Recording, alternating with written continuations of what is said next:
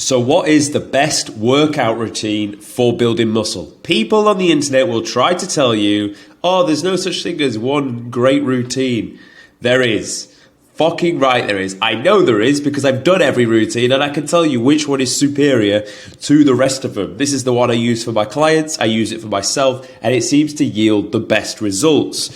Obviously, here's the proof on the screen of some of the transformations we produce in the Gorilla Platoon. Links in the description for that. So we're going to roll straight into the video. We're going to start with my transition of the training throughout where I started. This is me around about 2020. I've been training for a while at this point, but never with any structure. I knew the basics to get in. Some day was a bit of back, some days was a bit of chest, a bit of arms, etc., etc. But it was all just done off feel. I changed the workouts quite often. Changed the exercises quite often. Legs were quite well developed, so a lot of time was spent on that. But to be honest, my nutrition wasn't on point. I wasn't recording. I wasn't doing a lot of the basics. And then this is how I was looking. I then discovered push-pull legs and a calorie surplus, and this was the result off the back of that. Obviously, we did the size difference in the two photos. There's probably about 15 kilos. Obviously, a lot of that is body fat and some of it is muscle, but we got very strong, very, very strong. This is around the time where I was back squatting about, 195 for a personal best, 220 on a deadlift personal best, and a 140 bench. So we were shifting some big tin, mainly training for strength with a flavour of hypertrophy, and that has really been the feel of my training across a lot of time until I started to steer away. A lot of it was all about how much tin could I really shift, and didn't take actually growing muscle too serious where I should have done, because that was really what I was after. So this is what I gained from push-pull legs. It'll turn you into a strong ox, but there are some pitfalls with push-pull legs. You do accumulate a lot of fatigue. If you're doing the main compound exercises, that also accumulates a lot of fatigue. Struggle to recover from it, and eventually you just burn out and start spinning your wheels and going through the motions. And I felt like that really happened to me as well. In this photo here, this is around last year in Dubai. I was actually running 4-day split, trying to really prioritize recovery, which is a bit fucking gay, to be honest. We were running upper and lower ×2. And yeah, nice, like looking okay. Chest needed a lot of work still. And even now, I've never had a big upper trap region. It's probably an area I should really start to focus on, but that will come. The main things we want are the arms, delts, and pecs. I've also had good legs, like I've just got a good squat mechanics. I can be a powerhouse on a leg press, as you probably see on my Instagram. And this is what we got from a 4-day split. And do you know what? With a 4-day split and a 3-day split, if you fucking like the gym, go 5 times, go 6 times. 6 may be a little bit excessive, but definitely go 5 times a week, because if you fucking love it, what else are you doing? And people say, oh, less is more in recovery, but the true greats of any endeavour, of any sport, generally put fucking more time in. I'd rather put a little bit more in than not enough. I don't want to leave any gains on the table whatsoever. So I can tell you, I've been around the houses with workout routines. I've followed advice. I've been a sheep at times, and it's not really got me what I needed to. But over the last 6 months or so, I've been following a specific routine. And we've yielded some good gains off the back of it. I'm like just about to do a tense here, but I thought I'll put this one up because it really does show how how much the pecs have come on over the time. Arms and delts especially have come on. Arms have come on as well, but I want bigger arms, bigger delts, more chest, upper trap. Abs have always been a strong point of mine. I only train them a little bit. I'm not actually tensing them, I'm flexing out the other way. And the same with the legs and the back. If you've been on my Instagram, that also grows quite nicely. So I know where my work on points and my weaknesses are, and it's really time to bring those up. But we're probably bringing the best condition I've had so far. If you compared this now 2024 and this in 2020, we've added an actual chest, which we definitely didn't fucking have a long time ago. So that's my journey of where I've been in terms of around the house of programming. Let's get into the meat of this video then. So the biggest mistakes people make when programming. The single-handed biggest mistake you will make when you're programming is this. You start a program, okay, let's say it's, I don't know, push-pull legs. times 2. Start a program. Then you hear about, overtraining is bad or too much training is bad. Boom. Okay, right, let's go to a 5-day training split, and I'll just shave off a leg day. But then you hear about like, but you need to be doing this exercise would be quite good. Okay, cool, I'll switch to this. And then, what about my upper trap region? Well, that needs work actually. So let's switch my program and put that in there. But dips are really good for lower chest. And if I actually just build my lower chest, because upper chest takes so long, I'll grow what looks like a bigger chest, and I'll get more girls. And RDLs are very good for actually building hamstring strength and better than conventional deadlifts. So I'm going to swap that out there. And before you know it, you've just changed your fucking workout routine.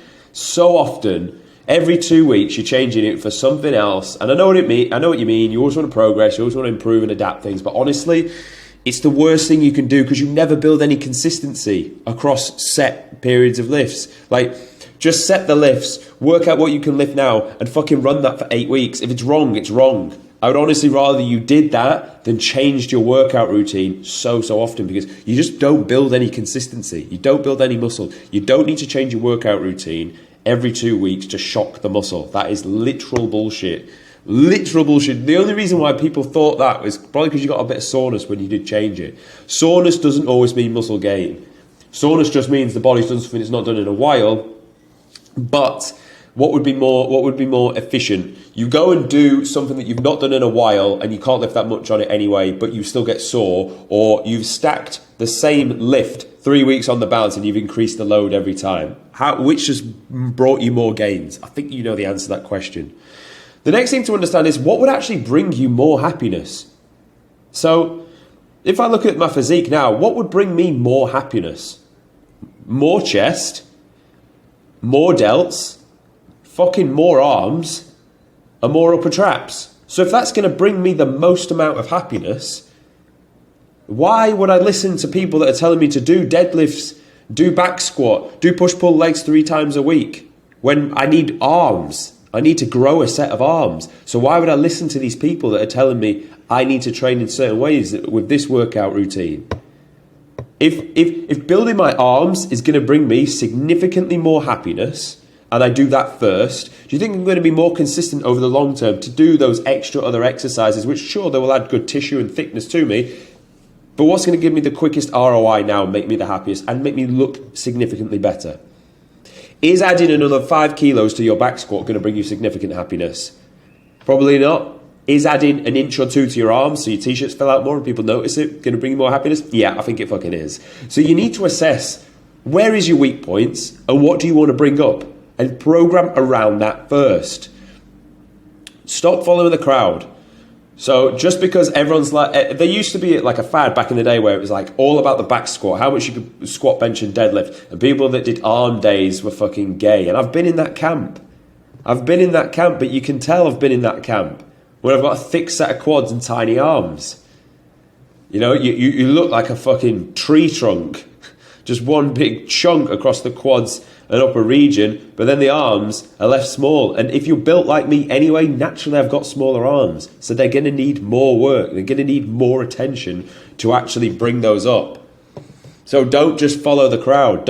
If people beast you for having an arm, they'd be like, I don't fucking care, mate. I don't want skinny arms. No one does. And let's be honest, it looks a lot better if you're bigger across here and here, because it adds that like masculine frame to you. And I'd argue the upper traps would as well. If I had significantly bigger upper traps, it would make me look more masculine. That's a fact. Now, is being thicker down on the bottom going to make that happen? Sure, you need a set of quads. Don't have skinny chicken legs, because then, you know, you just look like a little bitch. But you don't need fucking outrageously jacked quads and then smallish arms. The ROI would be much better and happier on bigger arms and decent sized quads. So I ask you, like, don't follow the crowd. Look where you're weak and then bring those areas up. So what program should you actually follow? As we said, what are your weak points? Then you need to program around that. Let's say you look exactly like me here. I mean, this guy needs more muscle everywhere, to tell you the truth. But even on this, let's say you built an all right bit of muscle so far. He needs more muscle here, and more muscle here. Okay, so that's traps, chest, and arms. Right. Now with that, I know 4 days a week probably wasn't enough really. I don't want to do 6, so I'll run a 5-day split. And the way I do it for my guys, we run 3 days on, 1 off, 2 on, 1 off, and that seems to work quite nicely. So what you're going to do is you're going to program around this. So you're going to think, right, well, I need to be hitting X amount of sets for chest per week. Okay, I'll then program that first. All right, now we need to program the arms. How many sets am I going to do? How many exercises am I going to do across the week? Non-negotiables for when you're doing your programming, it's a weak point. You have to train the muscle twice a week. That is an absolute non-negotiable. If it's a stronger area that you're just maintaining, probably get away with it once per week. If it's a weaker area, you've got to be doing it twice a week. And you've got to be doing in the upper region of the sets, let's say anywhere from 15 to 20. But let's remember, they need to be hard fucking sets. It's all well and good doing 4 sets of 10, but like you fucking probably had like 3 reps in reserve when you finished each set. Overall volume is okay, but it ends up just being a little bit junky, a little bit junk volume. Like you've got to ask yourself, was that a needle moving set? Did I do something I've never done before? Did I put more stress on the muscle than it's had before? Did I put stimulus on the working muscle? If you want to know more about stimulus versus progressive overload, go and watch my video that is titled How to Force Muscle Growth. It's a good video, and that will teach you about stimulus, so watch that as well. It needs to be hard sets. I'd rather you do 12 hard sets than 20 fucking mincy ones, because that's actually going to move the needle. Less is more when it comes to legs. Like, unless your calves really need bringing up, when you do quads, hamstrings and glutes, the surface area of the amount of muscle that's around there is so big.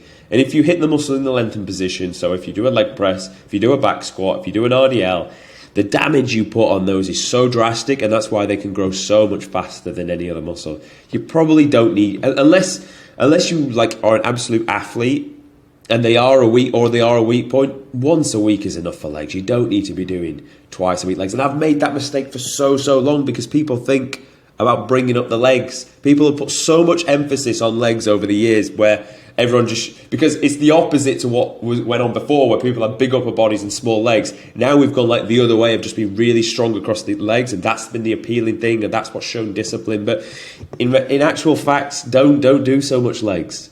Like, it won't get the ROI on it will be poor. You could spend that energy on building the weaker areas, and there's a lot of energy. If you do legs twice a week, that's a lot of energy. That will accumulate a lot of fatigue. If you are doing 2 and you drop to 1 now, you will notice you've got a lot more energy to put towards those weaker areas to bring that physique up. So we understand what are your weak points. We need to do those twice a week. Less is more. Now this is the training split I follow and that all my clients follow. We run push, pull, legs, then we run a rest day, chest and back, arms and delts. So we get to hit everything that we really want to twice per week. So on the push day, we're going to start with some form of a cable fly or a pec deck. Reason being, it's the function of the chest literally in one. Drive the humerus to the midline of the body. That is what we'll do that. It will contract the pecs. High reps, 12 to 15 times 2, and a back offset of 15 to 20, plenty of blood into the area. Then you're going to want to use a dumbbell and then do either incline or flat. And then on the other session, you're going to do the other opposing one there. Now, so we've hit the muscle in the shortened position with the cable fly. Now we're going to hit the muscle in the lengthened position with the dumbbell, because the dumbbell is not hard at the top because your joints are stacked on top of each other. Think about rock climbing, hanging from a wall. There's no resistance, but at the bottom, when the distance is furthest away from the joints, what's holding it in place? The muscle. So prioritize the way down and the pause at the bottom. Load this up nice. You can go nice and heavy on this. Challenge that muscle in the lengthened position, really fucking heavy. And then do the opposing. So if it was an inclined dumbbell, go for a flat machine. And again, load it up heavy, concentrate on the tempo, and then you can add an extra set where it's stable and supported. From there, we're going to run a shoulder press on a machine, and then lateral raises. Tricep dips I've been running recently just because triceps definitely are a weaker area of mine, and I want to bring the same principle to hitting it in the lengthened position and very, very loadable. Like we're doing with the pecs, we want to do that with the triceps. So with the dips, you can put a belt on, you can put plate after plate on, and it will hit the muscle in the lengthened position to target it. And then we're going to hit it in the short position with some form of a tricep push down. With that, you really want to focus on how you're contracting the tricep and not pushing the load down from your hands. Pull, so from there you're going to want to do a single arm pull down to pinpoint the lats. Some form of an upper back row, and that will hit the upper back region and ideally the trap region. Now, I'll be honest, it's not something that I've programmed at the minute for my upper traps, but I'm going to do some work on it and find out what exercise I should be programming in to get that. Then we're going to do a lat pull down because, again, the lats, it's such a big surface area muscle, it can take a good battering. So we're going to do a lat pull down as well. And then rear delt flies to hit the back of the shoulders, and then you need to be doing 2 bicep exercises. One where the arm is in front of the body, one where the arm is behind the body to hit the muscle in the shortened position and the lengthened position. Leg day comes around, utilize machines, don't back squat, leg extension, hamstring curl, leg press, because it's more stable. If it's more stable, it's more loadable. Remember, if you put more load through, you challenge your quads more. We're going to do this once a week. So do you want your lower back failing first or your quads? That's the argument I have between back squat and leg press. Go for some form of a single leg movement then, like a Bulgarian split squat. Also challenge the quads in the lengthened position. And then you're into your calf raises and then stick some abs in. Chest and back. So the flavour is we still want to build big pecs. So we can pretty much take a flavour of these 3 and these 3 and blend them into the session. So driving the arm across the body with a pec deck. We're going to go flat dumbbell because we went incline dumbbell last time. And we're going to go incline machine. We're going to do pull-ups, load them as soon as you can do more than 3 sets at 10. A upper back row again, and a lower lat row this time to hit the lower portion of the lats and finishing on rear delt flies.